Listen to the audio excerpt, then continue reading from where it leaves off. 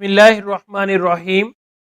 جنات مخلوقات الہیہ میں ایک ایسی مخلوق کا نام ہے جو ذی اجسام بھی ہیں، ذی روح بھی، اور انسان کی طرح عقل و شعور رکھنے والے بھی، مگر لوگوں کی نظروں سے مخفی بھی ہیں، اس لیے ان کا نام جن رکھا گیا ہے۔ جن کے لفظی معنی مخفی کے ہیں۔ جنات کی تخلیق کا غالب مادہ آگ ہے، جیسے انسان کی تخلیق کا غالب مادہ مٹی ہے۔ اس نوع میں بھی انسان کی طرح نر اور مادہ یعنی مرد اور عورت ہیں، اور انسان ہی کی طرح ان میں تولد و تناسل کا سلسلہ بھی ہے، اور ظاہر ہے کہ قرآن میں جنات کو شیاطین کہا گیا ہے، وہ بھی جنات ہی میں سے شریر لوگوں کا نام ہے۔ جنات اور فرشتوں کا وجود قرآن و سنت کی قطعی دلائل سے ثابت ہے، جن کا انکار کفر ہے۔ قرآن مجید کی اصطلاح میں جن ایک غیر مرئی مخلوق ہے۔ اس مخلوق کا ذکر قرآن کریم کی 12 صورتوں میں ہے، جبکہ قرآن مجید کی 29ویں پارے میں موجود ایک سورت جن کے نام سے ہے۔ یہ مکی سورت ہے جس میں 28 آیات ہیں اور 2 رکوع ہیں۔ جنات کو اللہ تعالیٰ نے حضرت آدم علیہ السلام کی تخلیق سے 2000 سال قبل تخلیق فرمایا۔ ارشاد باری تعالیٰ ہے، ہم نے انسان کو کھنکتے ہوئے گارے سے پیدا کیا اور جنوں کو اس سے پہلے بے دھویں کی آگ سے پیدا کیا۔ ایک اور جگہ فرمان الہی ہے، کسی نے انسان کو ٹھیکرے کی طرح کھنکھناتی مٹی سے پیدا کیا، جنات کو آگ کے شعلے سے پیدا کیا۔ اللہ تعالیٰ کا جن و انس کو پیدا کرنے کا مقصد کیا تھا؟ قرآن کریم میں ارشاد ربانی ہے، میں نے جنات اور انسان کو محض اس لیے پیدا کیا وہ صرف میری عبادت کریں، نہ میں ان میں سے روزی چاہتا ہوں نہ یہ میری چاہت ہے وہ مجھے کھلائیں۔ اللہ تعالیٰ خود ہی سب کا روزی رساں ہے، توانائی والا ہے اور زوراور ہے۔ حضرت ابو عالیہ بیان کرتے ہیں کہ اللہ تعالیٰ نے فرشتوں کو بدھ کے دن پیدا کیا، جنات کو جمعرات اور حضرت آدم علیہ السلام کو جمعہ کے دن پیدا فرمایا۔ حضرت ابن مسعود رضی اللہ تعالیٰ عنہ ارشاد فرماتے ہیں، لوکی وہ آگ جس سے جنات کو پیدا کیا گیا وہ دوزخ کے آگ کا 17واں حصہ ہے۔ یہ دنیا کی آگ اس لوکی آگ کا 17واں حصہ ہے۔ لوکی آگ وہ ہے جس سے جنات کو پیدا کیا گیا ہے۔ حضرت ابن عباس رضی اللہ تعالیٰ عنہ ارشاد فرماتے ہیں، آسمانوں کے عباد کنندگان فرشتے ہیں، جبکہ زمین پر جنات رہا کرتے تھے۔ جنات شعلہ زن آگ سے پیدا شدہ ناری مخلوق ہیں، چنانچہ یہ زمین پر بہت زیادہ دنگا فساد خون خرابہ کیا کرتے تھے۔ اس کی روک تھام اور سرکوبی کے لیے اللہ تعالیٰ نے آسمانوں سے فرشتوں کو زمین پر بھیجا۔ ایسے ہی ایک مارکے کے اختتام پر فرشتوں کو جنوں کا ایک معصوم بچہ ملا، جس کے والدین اس حالیہ فساد میں قتل ہو گئے تھے۔ اللہ کے حکم سے فرشتے اس بچے کو آسمانوں پر لے گئے۔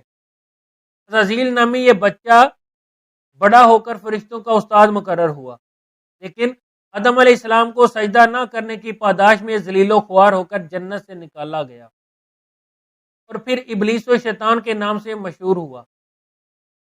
حضرت ابو دردہ رضی اللہ تعالیٰ عنہ سے مروی ہے کہ حضرت صلی اللہ علیہ وآلہ وسلم نے ارشاد فرمایا، اللہ تعالیٰ نے جنات کو 3 اقسام پر پیدا فرمایا ہے۔ ایک قسم میں سانپ بچھو، زمین کے کیڑے مکوڑے، ایک قسم فضا میں ہوا کی طرح اڑنے والوں کی، اور ایک قسم وہ ہے جس پر حساب و عذاب ہوگا۔ حضرت ابن عباس رضی اللہ تعالیٰ عنہ فرماتے ہیں، بعض کتے بھی جنات کی ایک ضعیف قسم سے تعلق رکھتے ہیں، چنانچہ اگر کھانے کے دوران کتا آ کر بیٹھ جائے تو اس کے آگے کچھ ڈال دیں یا اسے وہاں سے ہٹا دیں۔ شیطان اکثر کالے کتے کا روپ دھار لیتا ہے۔ اسی طرح جنات بھی بہت سی صورتیں بدل سکتے ہیں، مثلا وہ انسان جو پائے سانپ، بچھو، بیل، بکری، گھوڑے، کچر، گدھے اور پرندے وغیرہ کی شکلیں اختیار کر سکتے ہیں۔ سورۃ الجن کی آیت 11 سے 15 تک کی تفسیر بیان کرتے ہوئے مولانا صلاح الدین فرماتے ہیں، جنات بھی متفرق جماعتوں اور مختلف اصناف میں بٹے ہوئے ہیں، یعنی جنات بھی مسلمان، کافر، عیسائی، یہودی، مجوسی وغیرہ ہیں، اور بعض کے مطابق ان میں بھی مسلمانوں کی طرح فرقہ بندیاں ہیں۔ جو جنات نبوت محمدیہ صلی اللہ علیہ وآلہ وسلم پر ایمان لائے وہ مسلمان اور اس کے منکر کافر ہیں۔ اس سے معلوم ہوا انسانوں کی طرح جو جنات کافر ہوں گے وہ جہنم میں، جو مسلمان ہوں گے وہ جنت میں جائیں گے۔ نیک اور مسلمان جنات صوم و صلات کے پابند، تہجد گزار اور تلاوت کلام پاک کے شوقین ہوتے ہیں۔ حضرت معاذ بن جبل رضی اللہ تعالیٰ عنہ سے مروی ہے کہ رسول اللہ صلی اللہ علیہ وآلہ وسلم نے ارشاد فرمایا، تم میں سے جو شخص رات کو نماز ادا کرے اسے چاہیے کہ وہ اونچی آواز سے قرات کرے، کیونکہ فرشتے بھی اس کے ساتھ نماز ادا کرتے ہیں، اس کی تلاوت بھی سنتے ہیں۔ اور مومن جنات جو ہوا میں ہوتے ہیں یا اس کے پڑوسی ہوتے ہیں وہ بھی اس کے ساتھ نماز ادا کرتے ہیں اور اس کی تلاوت کو سنتے ہیں۔ انسان کا اونچی آواز میں تلاوت کرنا اس کے اپنے گھر اور آس پاس کے گھروں سے شریر جنات اور سرکش شیاطین کو بھگا دیتا ہے۔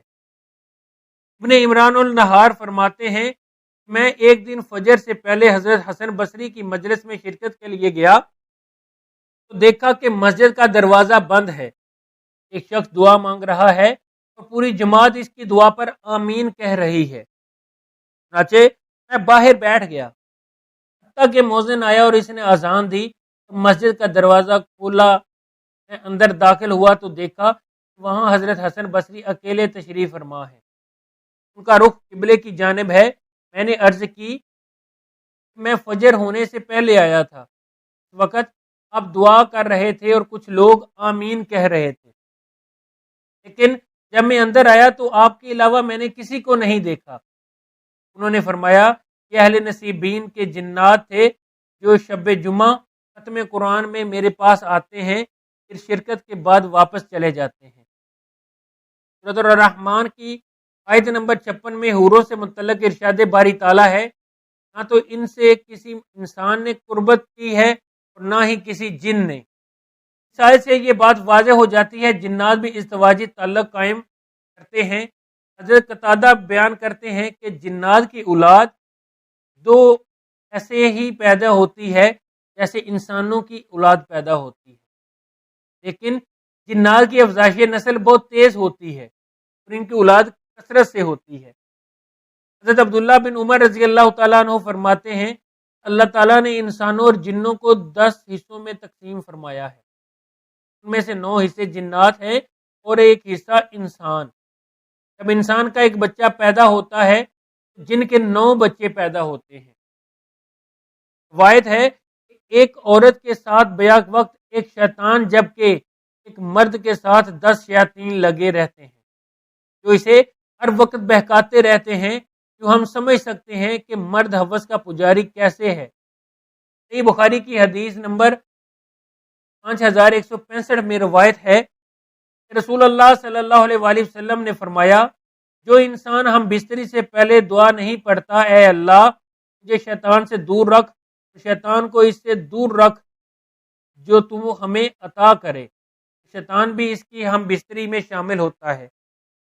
یہ بات بہت سی روایات اور سلف الصالحین کے اقوال اور بہت سے واقعات سے یہ بات ثابت شدہ ہے کہ جنات انسانوں سے ہم بستری کر سکتے ہیں اور انسانوں کی جن سے بھی اولاد پیدا ہو سکتی ہے۔ فتاوی محمودیہ بنوریہ یوسفیہ میں ہے، اگر کوئی جن کسی شادی شدہ عورت سے ہم بستری کرے تو اگر عورت کو انزال ہو گیا ہو غسل واجب ہوگا، اگر انزال نہیں ہوا غسل واجب نہیں ہوگا۔ جنات کے ذریعے حمل واقع ہونا ممکن ہے، لیکن اگر کوئی عورت اس بات کا دعویٰ کرے اس کی بات نہیں مانی جائے گی، ورنہ دنیا میں فتنہ برپا ہوگا۔ ہر گناہ گار عورت زانی عورت کہے گی کہ اس سے جن نے جمع کیا ہے۔ حضرت امام جعفر صادق رضی اللہ تعالی عنہ سے کسی نے پوچھا کہ کیا جنات انسانی شکل پر قابض ہو کر اس سے تعلق قائم کر سکتا ہے؟ آپ نے فرمایا ہاں بالکل، جنات کو اللہ پاک نے طاقت دے رکھی ہے۔ حضرت علقمہ فرماتے ہیں کہ میں نے حضرت ابن مسعود رضی اللہ تعالیٰ عنہ سے عرض کیا، کیا آپ میں سے کوئی لیلۃ الجن میں رسول اللہ صلی اللہ علیہ وآلہ وسلم کے ساتھ تھا؟ فرمایا نہیں، لیکن ہم نے ایک رات آپ صلی اللہ علیہ وآلہ وسلم کو مکہ مکرمہ میں نہ پایا، ہمیں یہ خیال ہوا کہ خدا نہ خواستہ اچانک کفار کے نرگے میں نہ آ گئے ہوں، نہ جانے آپ صلی اللہ علیہ وآلہ وسلم کے ساتھ کیا بیتی ہو۔ مسلمانوں نے یہ رات بڑے اضطراب و بے چینی میں گزاری۔ جب صبح صادق ہوئی، ہم نے دیکھا کہ آپ صلی اللہ علیہ وآلہ وسلم غار حرا کی طرف سے تشریف لا رہے تھے۔ صحابہ اکرام رضوان اللہ علیہ اجمعین نے اپنی فکر و تشویش کا اظہار کیا۔ آپ صلی اللہ علیہ وآلہ وسلم نے ارشاد فرمایا کہ جنوں کا قاصد مجھے بلانے آیا تھا، میں اس کے ساتھ چلا گیا، نے قرآن پڑھ کر سنایا۔ پھر آپ صلی اللہ علیہ وآلہ وسلم نے ہمیں ساتھ لیا اور ان کے آثار، ان کی آگ کے نشانات دکھائے۔ جنات نے آپ صلی اللہ علیہ وآلہ وسلم سے توشہ سفر مانگا، کیونکہ وہ جنات کسی جزیرے کے باسی تھے۔ آپ صلی اللہ علیہ وآلہ وسلم نے فرمایا، ہر ہڈی جس پر اللہ کا نام لیا جائے گا ہمارے ہاتھ پر پہنچ کر پہلے سے زیادہ گوشت والی بن جائے گی، اور یہ ہڈیاں جنات کی خوراک ہوں گی۔ ہر قسم کی لید ہمارے چوپایوں کا چارہ ہے۔ پھر حضور اکرم صلی اللہ علیہ وآلہ وسلم نے فرمایا، ان دونوں چیزوں سے استنجا کرو، کیونکہ یہ دونوں چیزیں ہمارے بھائی جنوں کی خوراک ہیں۔ حضرت ابو ہریرہ رضی اللہ تعالیٰ عنہ سے روایت ہے، حضور صلی اللہ علیہ وآلہ وسلم نے ارشاد فرمایا، میرے پاس شہر نصیبین کے جن آئے تھے، وہ کیسے اچھے جن تھے، انہوں نے مجھ سے زیادہ راہ کی خواہش کی، میں نے ان کے لیے اللہ سے دعا کی، جس ہڈی یا گوبر پر سے ان کا گزر ہو ان پر وہ کھانا پائیں گے۔ مولانا مفتی محمد شفیع سورت جن کی تفسیر میں اس سورت کے شان نزول بیان کرتے ہوئے 4 اہم واقعات کا ذکر فرماتے ہیں۔ واقعہ اول ہے، رسول اللہ صلی اللہ علیہ وآلہ وسلم کی بعثت سے پہلے شیاطین آسمان تک پہنچ کر فرشتوں کی باتیں سنتے تھے۔ آپ صلی اللہ علیہ وآلہ وسلم کی بعثت کے بعد انہیں شہاب ثاقب کے ذریعے سننے سے روک دیا گیا، اور اسی حادثے کی تحقیق کے ضمن میں کہ جنات آپ صلی اللہ علیہ وآلہ وسلم تک پہنچے، اس واقعے کا ذکر سورۃ احقاف میں بیان کیا گیا ہے۔ واقعہ دوم، زمانہ جاہلیت میں عادت تھی کہ جب کسی جنگل یا وادی میں دوران سفر قیام کی نوبت آتی تو اس اعتقاد سے جنات کے سردار ہماری حفاظت کریں گے، یہ الفاظ کہا کرتے تھے، میں اس جنگل کے سردار کی پناہ لیتا ہوں اس قوم کے بے خوف و شریر لوگوں سے۔ واقعہ سوم، مکہ مکرمہ میں آپ صلی اللہ علیہ وآلہ وسلم کی بد دعا سے قحط پڑا اور کئی سال تک جاری رہا۔ واقعہ چہارم، جب آپ صلی اللہ علیہ وآلہ وسلم نے دعوت اسلام شروع کی، کفار اور مخالفین کا آپ صلی اللہ علیہ وآلہ وسلم کے خلاف ہجوم اور نرگا ہوا۔ حضرت ابن عباس رضی اللہ تعالیٰ عنہ فرماتے ہیں کہ جنات آسمان کی طرف چڑھتے جاتے تھے اور وحی کے کلمات سنتے تھے، پھر ان میں 9 حصے اضافہ کر کے ان کو زمین پر پھیلا دیا کرتے تھے۔ رسول اللہ صلی اللہ علیہ وآلہ وسلم کی بعثت کے بعد ان شریر جنات کو اس عمل سے روک دیا گیا، اور یہ جب آسمان کی جانب رخ کرتے تو شہاب ثاقب چھوڑ جاتے۔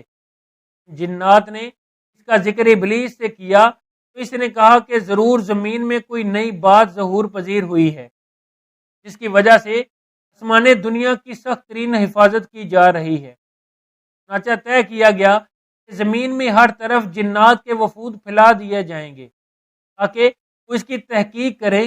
دنیا میں ہر طرف جنات کے وفود پھیلا دیے جائیں تاکہ وہ اس کی تحقیق کریں کہ دنیا میں ایسی کیا نئی چیز وجود میں آئی ہے جس کی بنا پر انسانوں کی سخت ترین حفاظت کی ضرورت پیش آئی ہے۔ چنانچہ جنات کا ایک وفد تہامہ حجاز کی جانب بھیجا گیا، تو جب مقام نہلا پر پہنچا وہاں حضرت صلی اللہ علیہ وآلہ وسلم اپنے صحابہ کرام رضوان اللہ علیہ اجمعین کے ساتھ صبح کی نماز کی امامت کر رہے تھے۔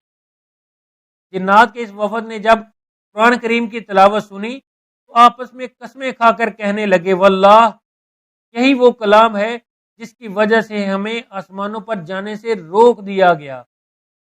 جب آپ صلی اللہ علیہ وآلہ وسلم نماز سے فارغ ہوئے تو یہ اسلام کی حقانیت پر یقین ایمان لا کر اپنی قوم کے پاس گئے اور انہیں واقعہ سناتے ہوئے خبر دی کہ ہم تو مسلمان ہو گئے ہیں، تمہیں بھی چاہیے کہ ایمان لے آؤ۔